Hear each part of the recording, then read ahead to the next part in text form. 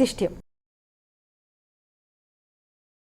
అమ్మా, నేటి వైశిష్ట్యాన్ని ప్రేక్షకులకు తెలియజేస్తారా? ఈ రోజున నేటి వైశిష్ట్యంలో భాగంగా ఇక్కడ మనం చెప్పుకునే విషయం ఏంటి అన్న చూసినట్లయితే, ఇప్పుడు రేపు మనకి రాబోయేది కామిక ఏకాదశి.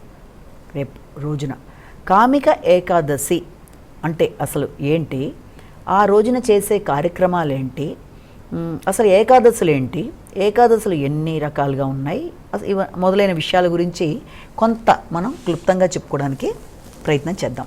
ముఖ్యంగా ఈ కామిక ఏకాదశి అంటే ఇక్కడ మనకి అసలు ఏకాదశి అన్న మాటలో ఏకాదశి అంటేనే హరికి చాలా ప్రియమైనది. హరి అంటే మనకి విష్ణుమూర్తి. విష్ణుమూర్తికి సంబంధించిన ఈ ఏకాదశుల్లో అసలు ఆయనకి ఏకాదశులు అంటేనే చాలా చాలా ప్రత్యేకమైన అభిమానం. ఏకాదశి ఆయనకి ప్రియమైన తిథిగా మనం ఇక్కడ చెప్తాం. ఏకాదశులు అన్నిట్లోనూ మొత్తం మనకి ప్రతి నెల మనకి 2 ఏకాదశుల్లో వస్తాయి. అంటే కృష్ణపక్షంలో, శుక్లపక్షంలో, అంటే 2 పక్షాల్లోనూ, బహుళపక్షం అని కూడా అంటారు, శుక్లపక్షం బహుళపక్షం, వీటిల్లో రెండిట్లో కూడా మనకి 2 ఏకాదశులు రావడం అనేది పరిపాటి 11వ రోజున మనకి. అయితే ఈ యొక్క ఏకాదశుల్లో మొత్తం మనకి నెలకి 2 చొప్పున సంవత్సరంలో 24 ఏకాదశులు వస్తాయి. అధిక మాసం ఉన్నప్పుడు ఇంకో 2 ఎక్కువగా వస్తాయి. ఇప్పుడు ఈ 24 ఏకాదశుల్లో కూడా ప్రతి నెల అన్ని ఏకాదశులు విశిష్టమైనవి. దేనికి ఉండే విలువ, దేనికి ఉండే విశిష్టత, దేని ప్రార్థనా విధానాలు అన్నీ దానివే ప్రత్యేకత అయినా ఎప్పటికప్పుడు దాన్ని ప్రత్యేకంగా మాత్రం చెప్పుకోవడం, ఏకాదశి ఉపవాసాలు ఉండడం అనేది. అలాగే ఏకాదశి అంటేనే మనకి జ్ఞానేంద్రియాలు, పంచేంద్రియాలు అంటే కర్మేంద్రియాలు, జ్ఞానేంద్రియాలు, మనస్సు, వీటన్నిటి మీద ఒక రకమైన ఇది సాధించుకోవడం అనేది ఒకటిగా ఉంటారు. అలాగే అసలు ఏకాదశి అన్నది కూడా ఆయన యొక్క దాంట్లోంచి ఉద్భవించిన, ఆయన ఒకానొక రాక్షసుడితో ఆయన తలపడుతున్నప్పుడు, తర్వాత ఆయన కొంత అలసట చెంది మురాసురుడు అనే రాక్షసుడితో తలపడుతూ ఆయన వెళ్ళే ఒక కొండ గుహలో ఆయన విశ్రాంతి తీసుకోవడానికి వెళ్ళిన సమయంలో అక్కడికి కూడా ఆ రాక్షసుడు వచ్చి ఇబ్బంది పడ్డానికి చేసే ప్రయత్నాల్లో ఆయన శరీరం నుంచి ఒక కన్యక జన్మించి ఆమె ఆయన తరపున ఆ రాక్షసుడితో పోరాడి ఆయన అంతమొందించిన తర్వాత ఈ విష్ణుమూర్తికి ఆ మెలకు వచ్చిన తర్వాత ఆయన ఎదురుగుండా ఉండే ఆమెను చూసి, నువ్వు ఎవరు ఏంటని ఇవన్నీ అడిగినప్పుడు ఆమె నేను మీ లోపల నుంచి వచ్చిన ఒకనొక ఇదని చెప్పినప్పుడు, అయితే దానికి ఏకాదశి అని నామకరణం చేసి, అయితే నేను నీకు ఏదైనా వరం ఇద్దామని భగవంతుడు అడిగినప్పుడు నాకు ఇవ్వబోయే వరంలో ఏంటంటే, నేను నా పేరు ఏకాదశి అని పెట్టారు, నేను మీకు అత్యంత ప్రియమైన ఏకాదశి తిథుల్లో అత్యంత ప్రియమైన తిథిగా ఉండాలన్నది. తర్వాత ఏకాదశి నాడు ఎవరైతే భగవంతుడిని ఎక్కువ ప్రార్థిస్తారో ఆ రోజున ఆ తిథి నాడు అది భగవంతుడి యొక్క కటాక్షం, మోక్షం అనేది లభించాలని ఆవిడ ఆ విధంగా కోరుకోవడం అనేది మామూలుగా ఏకాదశి ఉత్పత్తి గురించి చెప్పే కథనంగా చెప్తాం. అయితే ఇప్పుడు 24 ఏకాదశుల్లో కూడా ప్రతి నెల వచ్చే రెండిట్లో ఇప్పుడు ఇది ఆషాఢ మాసంలో మనకి వచ్చే ఈ ఏకాదశి, ఇది బహుళపక్షంలో మనకు వచ్చింది. దీన్ని మనం కామిక ఏకాదశి అంటారు. ఈ కామిక ఏకాదశి యొక్క విషయం, విధానాన్ని కూడా మనం ఇక్కడ చూసినట్లయితే దీని యొక్క ప్రధానంగా ఏంటంటే, దీన్ని ఎవరికి చెప్పిన కథా విధానంలో ఎప్పుడు కూడా ఈ కథా విధానంలో పురాణాల్లో విభిన్న ప్రదేశాల్లో ఈ యొక్క విషయాలన్నీ కూడా ఉంటాయి. అయితే ఇక్కడ భగవంతుడు చెప్పిన విధానంలో ముఖ్యంగా భీష్ముడే నారదుడికి చెప్పాడు అన్న విధానం ఒకటి చెప్తారు. ఈ కథలో కూడా ఒక భాగం. అసలు ఈ విధానం ఏంటి, ఇక్కడ హరిని ప్రార్థన చేయాలి, విష్ణుమూర్తిని ప్రార్థన చేయడం, విష్ణుమూర్తికి సంబంధించి మనం ఉదయమే లేచి ఆయన సంబంధించిన విధానంలో స్నానాది కార్యక్రమాలు చేసి విష్ణుమూర్తిని జపం చేసుకోవడం, ఆరాధించడం, భగవంతుడి దగ్గరగా ఉండడం, ఉపవాసాది కార్యక్రమాలు చేయడం. ఆ ఉపవాసంతో పాటుగా మనం మర్నాడు దాకా ఇది ఉండి ఉపవాసానికి సంబంధించిన ఆహార పదార్థాలు లాంటివి ఏదైనా ఉంటే అవి తీసుకుంటూ, కొన్ని ఆహార నియమాలు పాటిస్తూ, కొన్నిటిని విసర్జించి కొన్నిటిని మాత్రం తీసుకుంటూ, తర్వాత రాత్రంతా కూడా భగవంతుడి నామస్మరణ చేస్తూ, దాంతోపాటుగా మర్నాడు వచ్చేటప్పటికి ద్వాదశ గడియలు వచ్చిన తర్వాత ద్వాదశ పారణం అని చెప్పి అంటాం. అప్పుడు మనం పూజాది కార్యక్రమాలు అయ్యాక దాన్ని ఉపవాసాన్ని విరమించుకొని మన ఆహార స్వీకరణ చేసుకొని భగవంతుడిని మనం ఇది చేసుకోవడం అని దాని విధానం. ఏ ఏకాదశికైనా అంతే. ఏకాదశి నాడు ఉపవాసాది కార్యక్రమాలు, భగవంతుడి ధ్యానం, భగవంతుడి భక్తి, హరి నామస్మరణ, హరికి సంబంధించిన విధానాలు, హరికి సంబంధించిన దేవాలయాలు ఇవి. దీంతో పాటుగా ద్వాదశ గడియలలో మనం ఈ యొక్క ద్వాదశ పారణ అంటారు, ఆహార స్వీకరణ తీసుకోండి, భగవంతుని ప్రార్థించిన తర్వాత పూజాది కార్యక్రమాలు అయ్యాక ఆహార స్వీకరణ అని ఇలాగా. అయితే దీన్ని కామిక ఏకాదశి అన్న విషయాన్ని కనుక మనం ఇక్కడ తీసుకుంటే, ఇప్పుడు దాకా మనకి చాలా వస్తూ ఉన్నాయి ఆ ఏకాదశులన్నీ కూడా ప్రతి నెల.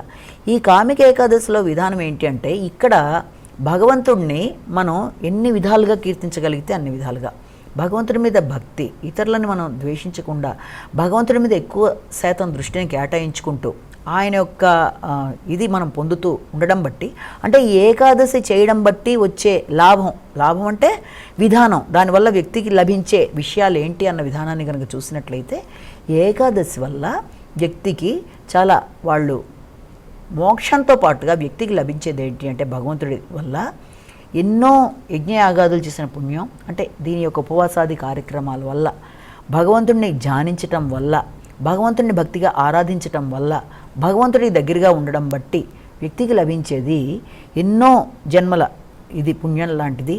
తర్వాత ఆ భగవంతుడి వల్ల ఎన్నో చేసిన పాపాలని అధిగమిస్తూ ముందుకు వెళ్ళడానికి మంచి కటాక్షం అనేది దేవుడి వల్ల లభ్యమవడం అనేది, అలాగే ఎన్నో యజ్ఞ యాగాదులు చేసిన పుణ్యం లాంటిది. అలాగే మనం గనక తీసుకున్నట్లయితే ఇక్కడ బదరీలోను కురుక్షేత్రంలోను సూర్యగ్రహణం చంద్రగ్రహణం నాడు చేసిన స్నానాది కార్యక్రమాలకి సమానమైన వైభవం లాంటిది.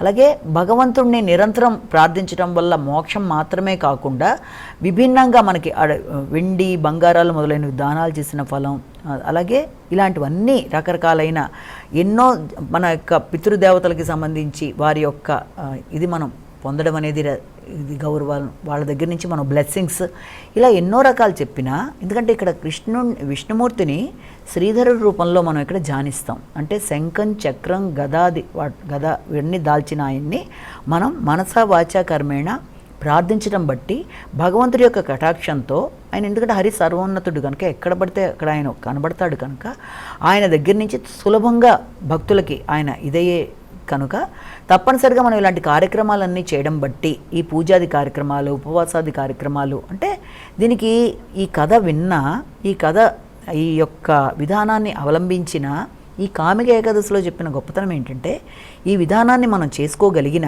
ఎందుకంటే అందరూ కూడా 24 ఏకాదశులు చేసుకోలేకపోవచ్చు, లేకపోతే అధికంగా వచ్చినవి కలుపుకుని 26 చేసుకోలేకపోవచ్చు, కానీ కనీసం ఏదో ఒకటన్నా చేసేవాళ్ళు కూడా ఉంటారు కనుక ఏది ఎలా చేసినా ఉపవాసం అనేది చేసుకోవడం బట్టి యొక్క హరికి సంబంధించిన ఏకాదశుల్లో భగవంతుడి యొక్క బ్లెస్సింగ్స్తో పాటుగా పెద్దల బ్లెస్సింగ్స్ లాంటివి రావడం, ఎన్నో రకాలైన పాపాలు అవన్నీ కూడా పటాపంచలైపోవడం అనేది, దానివల్ల భగవంతుడి దగ్గర నుంచి మనం ఒక రకంగా భగవంతుడి కోసం చేసే ప్రయత్నాలలో మోక్షాన్ని సాధించటం అనేది మొదలైనవన్నీ కూడా ఇందులో భాగంగా చెప్పడం అనేది జరుగుతుంది. అంటే దీని యొక్క ప్రాముఖ్యతలో అయితే ఇక్కడ వాళ్ళు చెప్పింది ఏంటంటే, ఇంకా ప్రాముఖ్యంగా చెప్పింది, ఈ రోజున ఎవరైతే విష్ణుమూర్తికి, అంటే విష్ణుమూర్తి శ్రీధరుడి రూపంలో ఆయన్ని గనక మనం ప్రార్థించినప్పుడు ఆయనకి తులసితో పూజ చేయడం బట్టి, ఎందుకంటే తులసి అంటే ఆయనకి చాలా చాలా చాలా అపరిమితమైన ఇష్టం కనుక తులసితో పూజ చేయడం బట్టి, మామూలుగానే తులసి అంటేనే చాలా ప్రత్యేకత కలిగిన ఇదిగా చెప్తాం.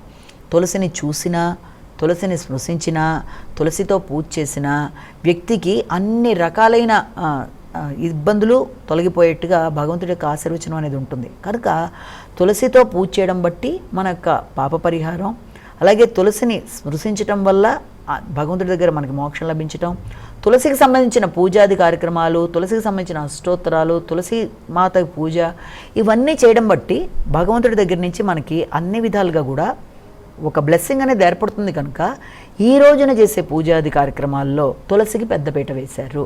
కాబట్టి ఇది గంగా స్నాన ఫలితాలు, తర్వాత మనం సూర్యచంద్రగ్రహణాల్లో సమయంలో మనం చేసిన స్నానాది కార్యక్రమాలు, వీటన్నిటికంటే 1000 రెట్ల ఫలితాలనిచ్చే ఏకాదశిగా చెప్తూ, దాంతోపాటుగా తులసి పూజ చేస్తూ, సాధారణంగా అందరూ ఏం చేస్తారంటే వెండి బంగారం లేకపోతే మంచి రకరకాల పూలతో పూజ చేయడమే ఇది అనుకుంటారు, కానీ వీటన్నిటికంటే కూడా ఆయన ఎక్కువ పారవస్యం చెందేది తులసితో పూజ చేయడం బట్టి.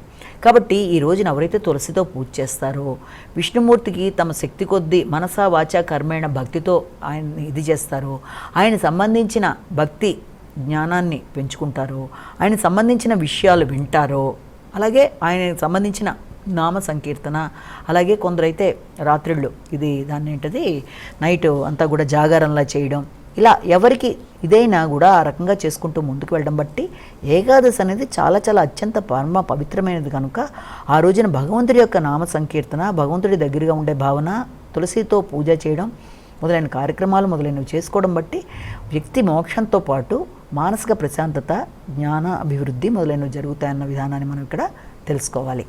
నమస్కారం. ఇది